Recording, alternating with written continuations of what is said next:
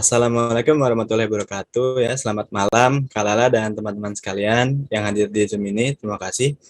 Pada kesempatan kali ini kita akan melakukan Pomed nih Kak. Nah, jadi Pomed itu suatu proker nih. Prokernya Media and Branding di Gumatika.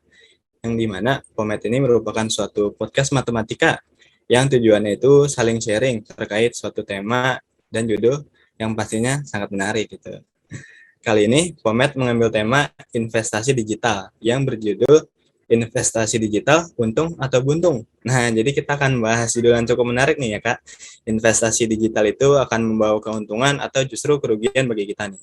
Sebelumnya, izinkan saya memperkenalkan diri terlebih dahulu. Perkenalkan, saya Hari Nurdianto, biasa dipanggil Hari, dari Matematika Angkatan 57. Selanjutnya, kita bakal nanya-nanya dulu nih Kak. Kak Lala, gimana kabar Kak? Alhamdulillah baik, Angga. Semuanya baik-baik aja. Alhamdulillah ya, semoga kita semua bisa jaga kesehatan ya Kak, apalagi akademik dan kepanitiaan kan udah mulai 100% offline ya Kak, jadi kesehatan harus benar-benar dijaga nih. Oke, selanjutnya mungkin kita akan perkenalan lebih lanjut dulu nih ya Kak, kepada Kak Lala. Formatnya mungkin boleh nama, jurusan apa, angkatan berapa, dan sekarang sedang sibuk apa? Boleh langsung. Oh ya, perkenalkan nama aku Helina Mulia, bisa dipanggil Lala sama teman-teman. Jurusan matematika, of course. Terus apa ya? Kesibukan ya? Angkatan berapa Kak? Angkatan 56. Oh, benar. Kesibukannya apa ya? Sekarang lagi KKN sih, sama persiapan buat itu sih, pertukaran ke Korea Agustus besok. Jadi bener-bener rada hektik. Wih, keren banget ya Kak kegiatannya. Ada KKN, terus ada pertukaran ya. Alhamdulillah, semoga lancar ya Kak. Kita doakan semuanya ya. Semoga lancar dan diberikan hasil yang terbaik. Baik, kita langsung masuk aja ya Kak ke pertanyaan intinya. Untuk pertanyaan pertama, ini pertanyaan yang simpel aja nih ya, sederhana nih. Kita Oke, mau apa nanya tuh? nih, eh, menurut Kakak apa sih itu investasi coba? Kayak apa ya, kalau ditanya apa itu investasi, sebenarnya tuh jawabannya sangat apa ya, abstrak ya. Semua orang punya definisi dan sudut pandang masing-masing.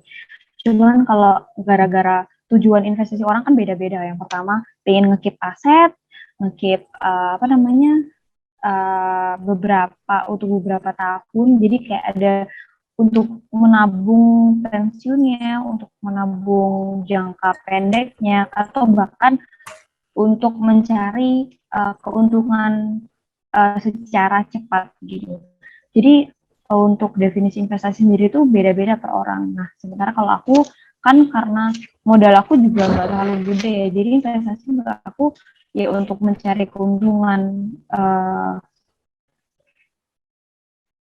sebentar internet aku unstable.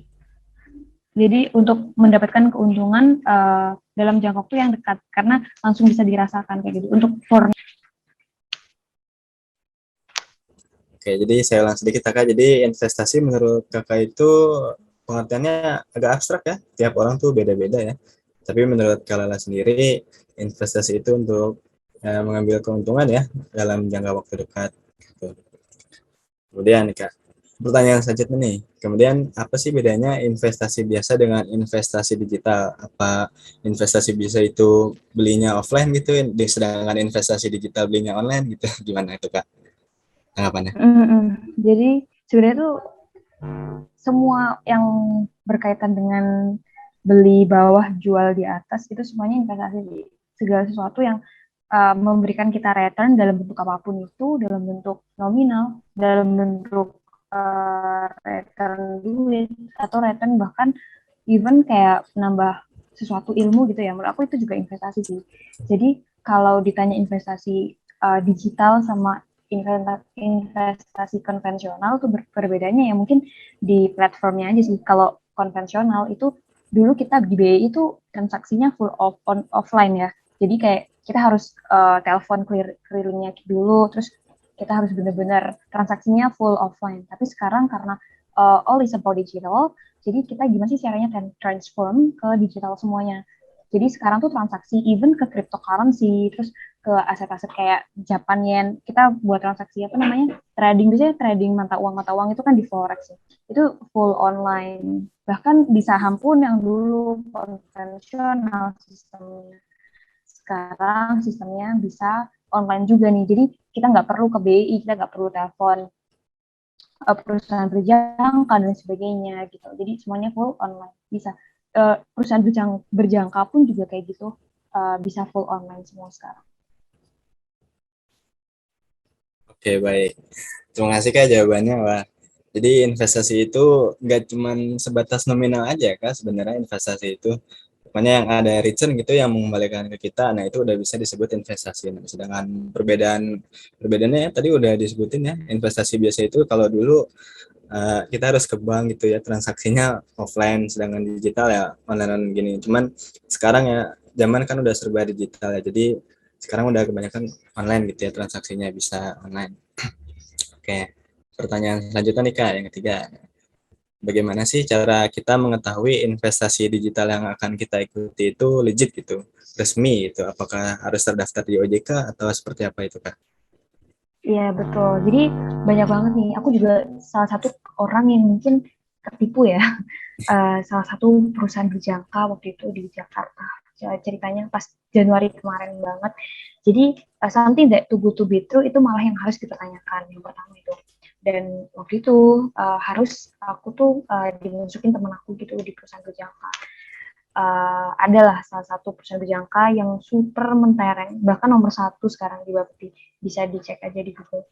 Itu aku masuk sebagai full time, jadi udah kerja di situ selama 1 bulan doang sih. Jadi aku kerja di 2 tempat kan sekarang, di perusahaan consulting sama di perusahaan berjangka itu. Tapi di perusahaan berjangka ini aku meetingnya di sana tuh setiap jam 7 pagi. Menurut aku tuh kayak kok sistemnya begini ya gitu. Kok sistemnya meskipun dia under Bapeti kok kayak gini ya. Kok kita harus nyari nasabah. Karena kan aku lewat orang dalam ya masuknya tuh. Dan apa namanya? Aku udah ada bawahan gitu. Kan sistemnya MLM gitu kayak pohon-pohon gitu ya. Bisnis di apa namanya perusahaan berjangka lah. Tapi kayak semakin lama tuh aku ngerasa kalau apa namanya sesuatu yang dibawa uh, apa ya yang dikasih manis di awal itu biasanya malah menjerumuskan kita di akhir gitu. Jadi kalau ditanya gimana sih cara membedakan gitu ya antara yang legit or not, itu menurut aku terletak di itunya sih kayak kepastian masa depan, karena segala sesuatu investasi itu nggak pasti. Return tuh sesuatu hal variabel yang bisa berubah-ubah. Kalau kalian udah dikasih apa namanya dikasih sesuatu yang kalian bakal untung sekian sekian gitu, itu malah yang harus dipertanyakan kayak gitu. Tapi kalau apa namanya benar-benar masuk ke hutan rimba kayak saham gitu contohnya, aku pernah loss besar-besar tapi bukan di saham sih, di cryptocurrency. Nah itu yang bisa dipelajari gitu, even rugi nanti kalau ilmunya kalian udah setara, kalian juga bakal BIT kok, bakal balik modal sesuai apa namanya sesuai waktu ya, waktu yang ditentukan oleh Tuhan kayak gitu sih. Jadi jangan percaya sama omongan kalian bakal dapat sekian sekian bulan dalam sekian bulan, contoh 100% dalam waktu hitungan 2 bulan, kan itu kan kayak bener-bener nihil ya, bener-bener kayak pokoknya jangan percaya deh sama orang-orang market, karena banyak buaya di market, banyak orang-orang yang apa ya, banyak orang-orang yang jahat gitu lah intinya kayak gitu. Jadi tolong yang pertama di research dulu perusahaannya itu apakah perusahaan yang legit atau tidak. Itu banyak banget sih data-data di Google kayak cerita penipuan di perusahaan berjangka ABC itu pasti ada. Jadi kan cek aja. Tapi kalau udah di BEI itu kan apa namanya udah maksudnya udah ranahnya udah kuat banget ya BEI karena dia OJK gitu. Jadi apa ya buat buat laundry money pun juga susah. Nah yang sekarang tuh yang aku pertanyakan tuh yang perusahaan-perusahaan berjangka, karena apa ya karena aku salah satu korbannya, dan kalian juga jangan sampai tergiur padahal dijanjiin salary sekian-sekian tapi kayak aku nggak nerima sesuai dengan kontrak kerja gitu, jadinya aku out, jadi finalnya aku keluar, maaf, aku keluar dari perusahaan itu, dan sekarang aku cuma kerja di satu perusahaan aja yang di consulting itu kayak gitu. Oke, baik Kak, terima kasih. Ceritanya menarik banget ya. Ini ada langsung korbannya gitu. Jadi bisa bercerita-cerita gitu ya. Tadi ceritanya menarik banget ya. Jadi bagaimana kita tahu legit itu, pertama ya pasti tadi ya research dulu ya, perusahaannya apakah terdaftar apa enggak di OJK. Terus kemudian yang kedua poin yang saya tangkap itu jangan percaya ya janji-janji manis. Janji manis orang-orang marketing itu banyak banyak yang jahat ya, buaya gitu, benar sekali ya. Nah karena itu ya kita harus lebih berhati-hati lagi, gunakan akal pikiran kita, berpikir kritis, jangan sampai terjerumus ya gitu.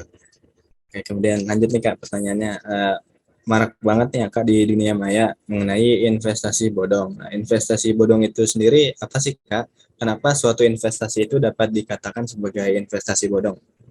Oke, boleh? Oke, ya itu investasi bodong tuh investasi yang uh, memberikan tujuan investasi kita apa ya, tidak mengarah ke tujuan investasi kita. Contoh, kalau adik Hari ingin nabung sekian dalam usia sekian gitu, tapi bukan malah menuju itu, tapi malah merugikan gitu loh, malah merugikan salah satu pihak gitu. Dan menurut aku investasi bodong tuh banyak banget di luar sana. Kayak wah join hari ini gitu, besok bakal jadi kaya.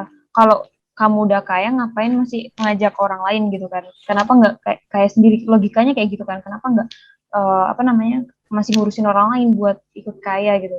Kayak gitu sih. Jadinya menurut aku investasi bodong tuh investasi yang nggak ngarahin ke tujuan investasi kita, malah menyengsarakan salah satu pihak. Kayak gitu sih, curang mencurangi. Apalagi orang-orang market ya, tadi adik bilang kan orang market tuh mulutnya buaya semua. Dan ya apa ya, sebaik mungkin harus riset dulu dan gak mudah percaya sama marketingnya perusahaan-perusahaan berjangka, karena mereka kan tujuannya tuh kan mencari nasabah sebanyak-banyaknya ya. Sementara minimal depositnya kan we know 3 digit.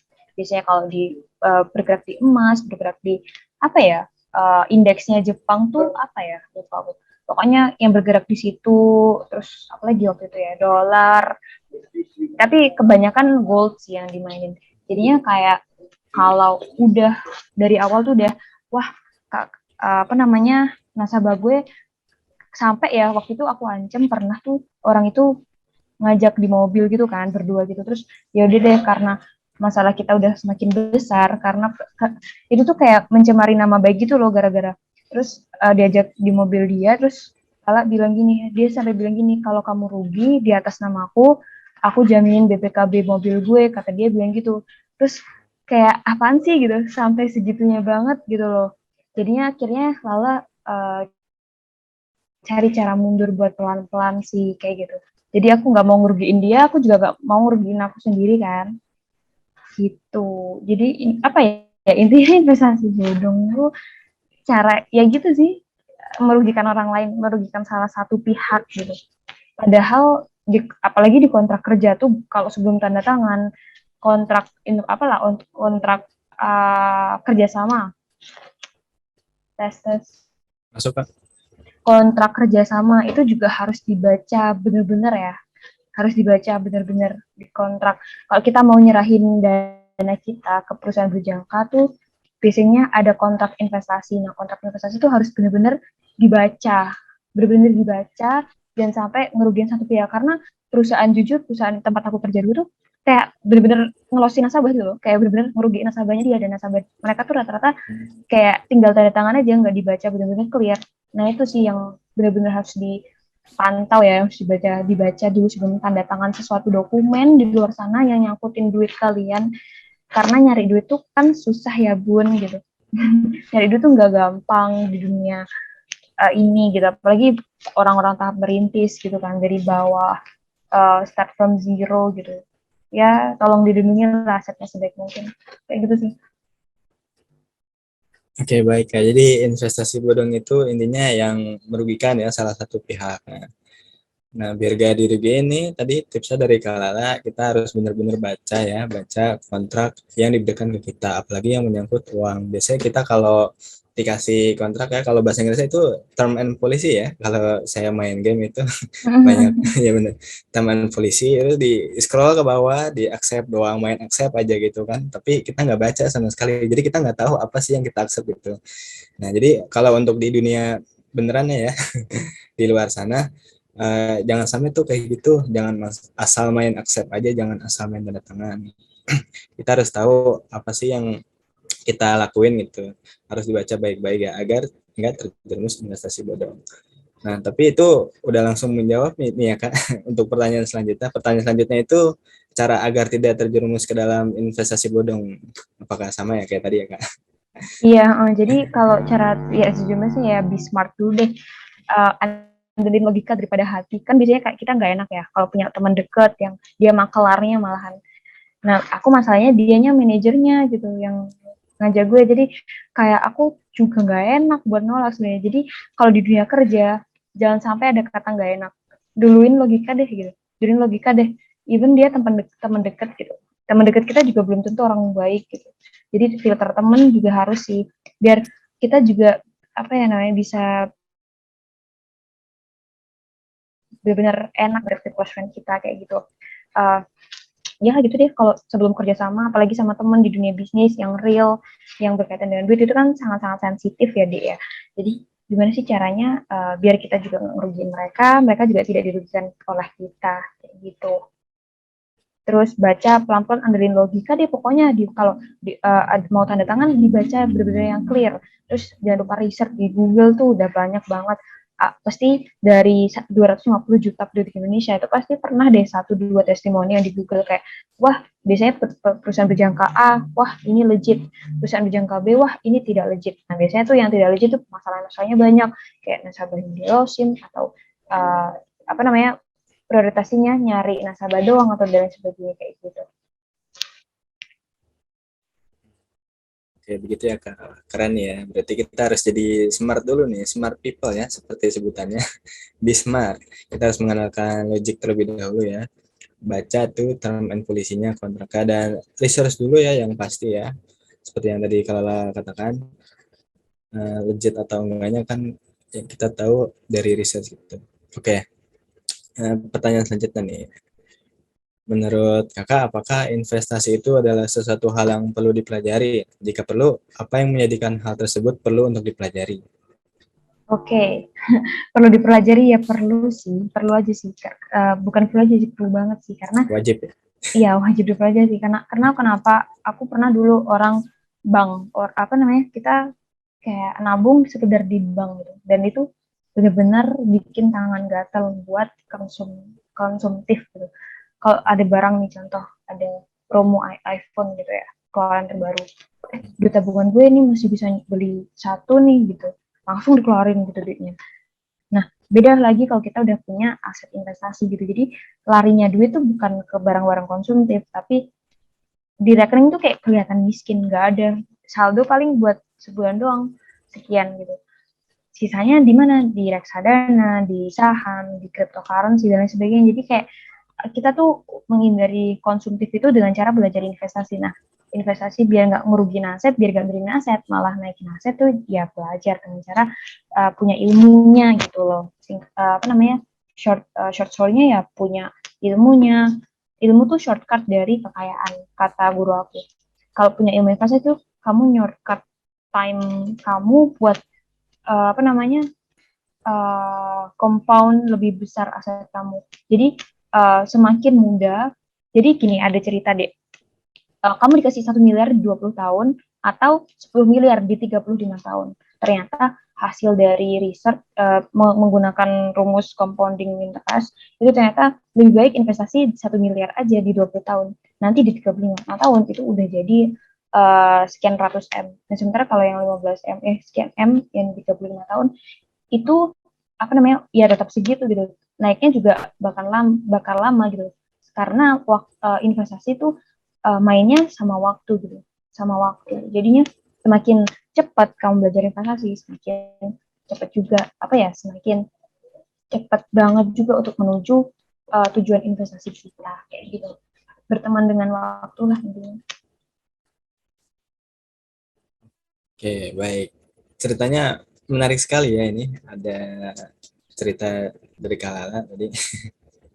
Nah, investasi ini wajib sekali ya untuk dipelajari tadi.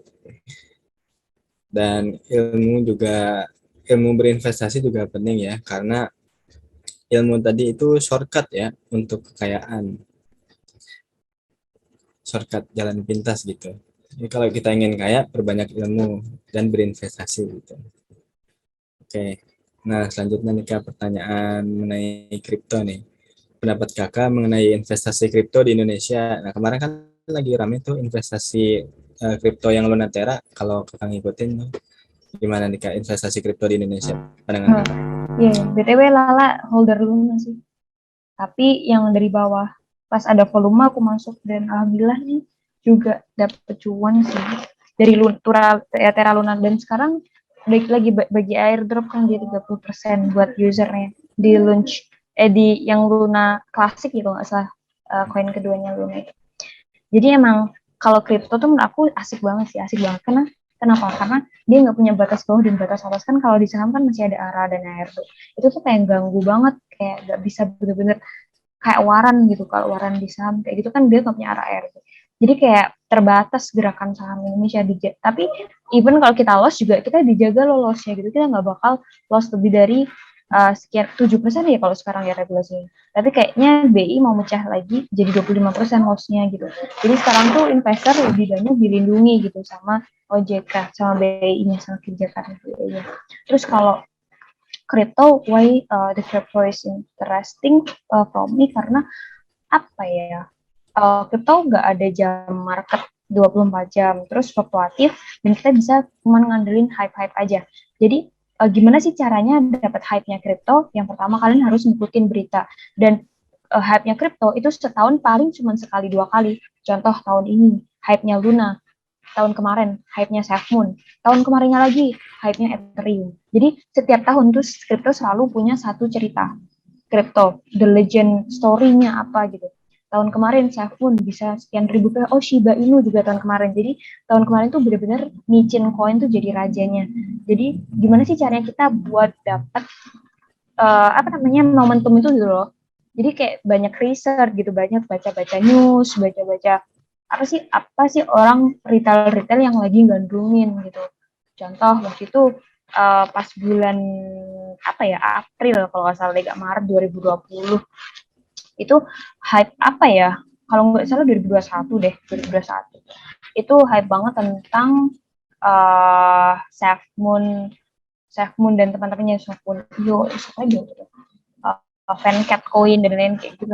Terus ya udah aku ngikutin aja gitu dengan modal yang bener-bener apa ya namanya, tidak beresiko dan hilang pun ya udah gitu.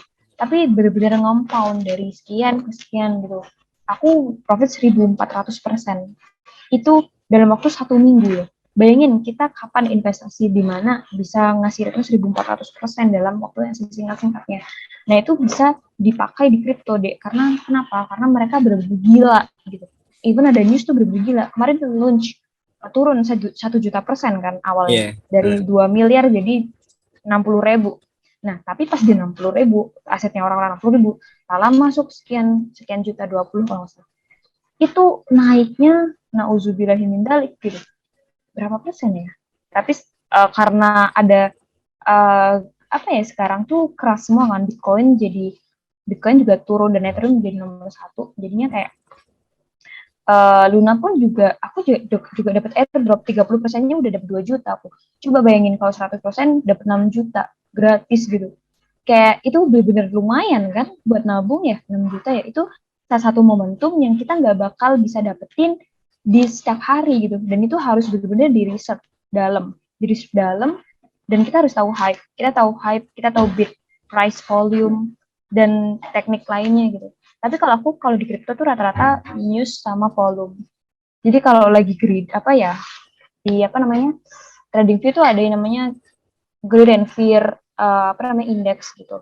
Nah pas marketnya fear, nah terus ada volume gede nih, contoh masuk 1.000 miliar ya. Orang-orang luar negeri kan permainannya dia tuh bener-bener big fun gitu ya. Bisa apa namanya, nyangga harga, bisa naikin harga kripto gitu. Ada volume gede, kenapa gak masuk gitu? Dia aja percaya sama Luna sekian 100 M.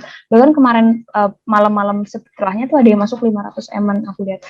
Nah, itu bisa dilihat loh, dan itu nggak bisa orang awam lihat kan. Itu harus benar-benar kita tahu bid, price, volume, kita harus tahu apa namanya, cara masuk yang tepat. Bahkan temen aku tuh kayak, ih takut banget gue masuk gitu. Padahal mah aku tuh masuk gara-gara ada apa namanya, ada sentilan ini, ada sentilan volume, kata gue. Kenapa takut gitu? Terus akhirnya masuk dan bener-bener itu, bener-bener meledak, akhirnya naik beneran dong. Itu padahal kalau apa namanya, kalau chart itu chart yang paling aneh di menurut aku. Karena dia bentuknya I gitu, dan I-nya tuh kayak perosotannya tuh 90 derajat gitu loh. Bener-bener kayak turunnya bener-bener tegak gitu, kayak gudang garam 2021 kalau nggak salah. Kayak gitu, dan itu lebih parah karena turun 1 juta %. Kayak gitu sih. Cryptocurrency itu bisa buat lucu-lucuan aja sih, tapi kita harus cari momentum yang pas, dan itu biasanya momentumnya susah banget dicarinya. Setahun bisa sekali 2 kali aja soalnya. Ya betul Kak, kripto di Indonesia itu ya hal-hal lucu ya di Indonesia, cerita-ceritanya banyak banget. Kemarin juga yang Lunatera itu aku lihat di YouTube kan kok. Terus aku langsung ke komentar-komentar ya. Wah, orang-orang pada rugi besar gitu gara-gara Lunatera. Padahal kan ya seperti yang Kakak bilang tadi ya, kita harus cari momentum yang pas gitu. Tapi emang sulit banget sih. Susah banget gitu nyari momentum yang pas gitu kalau kita tertarik di investasi kripto. Yang terpenting tuh kalau di investasi kripto ya tadi sesuai kata Kak Lala, kita harus ikutin bener-bener ikutin update gitu sama bit yang masukin volume gitu. Eh, apa ya, kemarin juga ada kasus yang menarik tuh Elon Musk sih yang waktu itu di Twitter, Dogecoin kalau nggak salah, itu Elon Musk agak nggak jelas sih dia main kriptonya. Betul, betul. Dia beli Twitter gara-gara Dogecoin kayaknya deh. Soalnya dia bisa ngepom-pom gitu. Terus dia naik kan, apa namanya, Dogecoin, tapi nggak terlalu sebesar Luna newsnya. Kayak Ya, maksudnya apa ya, yang benar-benar besar gitu ya, itu Luna sih. itu besar banget tuh nah kemarin aku lihat. Oke, lanjut nih Kak pertanyaannya. Apakah investasi digital ini mempunyai resiko? Nah, resikonya apa aja gitu. Jadi contoh ya tadi ya Luna ya, Ya, nah, minus 1 juta %. wow, wow Bayangin tuh banget. 1 juta udah tinggal 1 perak. Ya kan, itu resiko dong berarti.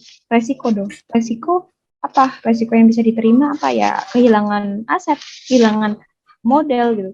Kalau di pendidik, nah makanya ada banyak investasi di dunia ini. Kalau investasi pendidikan itu nggak, ilmu tuh nggak bakal bisa kurang gitu.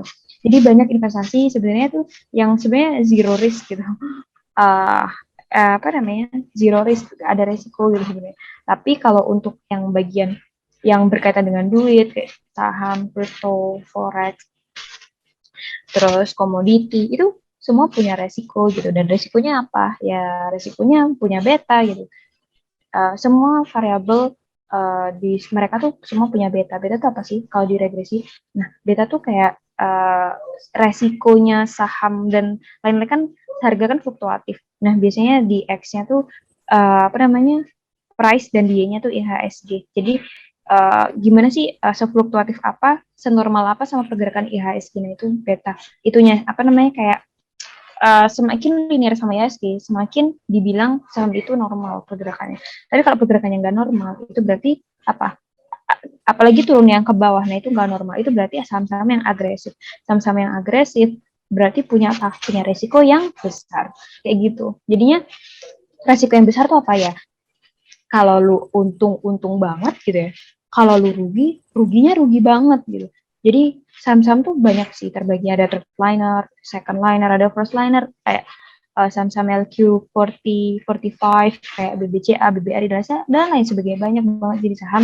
Jadi di research dulu, dibelajari dulu banyak banget, edukasi-edukasi di YouTube, tinggal play aja kayak gitu. Nah, betul banget nih Kak, investasi ini pasti pasti ya punya risiko entah itu low risk atau big risk ya kan.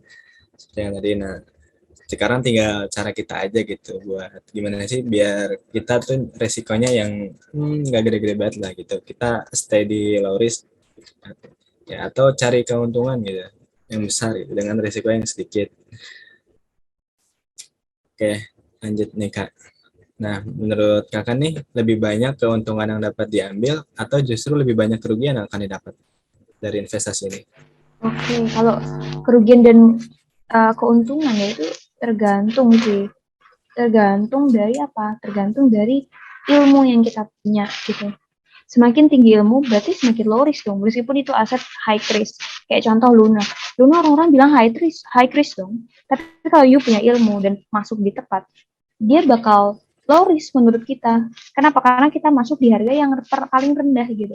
Jadi semakin punya ilmu kalian itu, semakin low risk meskipun dia high risk orang-orang. Jadi high risk low risk itu sebenarnya tergantung perspektif kita sendiri. Apakah sebanyak apa ilmu yang kita punya kayak gitu deh. Gitu ya Kak. Wah, menarik banget nih. Jadi semakin banyak ilmu yang kita punya itu berarti akan menurunkan resiko ya kayak gitu. Iya, tapi Karena ilmu tuh nggak terbatas gitu. Maksudnya kita harus belajar terus gitu. ya benar-benar keren. Jadi yang menurut orang-orang tuh high risk di kita tuh jadi low risk gitu. Wah itu keren banget sih. Berarti itu ilmunya. Nah untuk pertanyaan terakhir nih Kak, boleh dong kasih tips dan trik nih serta pesan gitu untuk penonton yang ingin berinvestasi digital. And tricks apa ya? Jangan masuk market pas bener-bener kalian nihil, nggak ada pesangon. Kayak maksudnya pesangon tuh apa? Teman untuk diajak diskusi atau ilmu gitu. Kalian kalau masuk tanpa ilmu dan tanpa teman buat diskusi atau belajar mandiri deh gitu. Kalian tuh sama aja kayak bawa bumerang buat diri sendiri gitu, ngabisin duit aja gitu. Mending sebelum mulai pastiin diri kalian udah punya bekal yang matang, kalian udah punya pesangon yang banyak. Intinya kayak tentang ilmu dan gimana cara nanggepin. Karena bener deh kayak psikologi di trading, di investasi itu bener-bener dilibatin banget di dalamnya. Jadi apa sih yang bikin kita nggak stres kalau kita loss? Ya karena jam terbang yang tinggi gitu. Jam terbang yang tinggi. Kita pernah loss, kita pernah profit, tapi kebanyakan profit. Tapi kalau pas kita loss banget, itu kan stres juga ya. Nah, cara menanggapi stres itu dengan jam terbang. Jadinya ya udah sih kayak nyoba kecil-kecil dulu, setidaknya nambahin jam terbang kalian. Semakin kalian banyak jam terbangnya, semakin kalian gak bakal stres buat nanggapi market karena market benar-benar fluktuatif dan kita nggak bisa nebak pergerakan market ke depan kayak gimana. Kayak gitu sih pesan dan kesan apa ya, tips and tricksnya ya. Ya, nasihat gitu ya. Oke, jadi betul juga ya, mantep. Kita harus mantepin dulu nih bekal yang kita punya gitu, bekal ilmu gitu, pesangon sebelum kita terjun gitu. Kita nggak mau kan jadi rugi banget gitu. Dan juga tadi jam terbang tinggi ya. Terus ya. Oke, baik. Ternyata tadi pertanyaan terakhir. Baik. Jadi pertanyaan tadi itu menutup sesi podcast kita pada malam hari ini ya Kak. Terima kasih banyak Kak Lala ya atas waktunya, Wah, atas sharing-sharingnya. Terima kasih banyak nih. Mohon maaf jika aku ada kesalahan atau kekurangan. Semoga kita dapat bertemu lagi di lain kesempatan. Jaga kesehatan selalu ya. Karena COVID belum ya. belum hilang 100% ya. Semoga rencana offline IPB nih, rencana offline sepenuhnya dari IPB itu berjalan lancar ya Kak. Karena pada dasarnya jika kita Amin, amin. full offline nih, kita pasti podcastnya tuh tetap muka gitu, ada audiensnya gitu secara langsung. Jadi insya Allah semoga semester selanjutnya bakal offline gitu ya. Nah, tapi walaupun kita podcast malam hari ini secara online nih, insya Allah ya nggak mengurangi kualitas nilai ataupun value ya dari podcast kita ini, format ini. Oke, begitu saja Kak dari saya Hari Nurdianto selaku moderator pada malam hari ini. Mohon pamit undur diri. Wabillahi taufiq walhidayah. Wassalamualaikum warahmatullahi wabarakatuh. Ya, waalaikumsalam warahmatullahi wabarakatuh.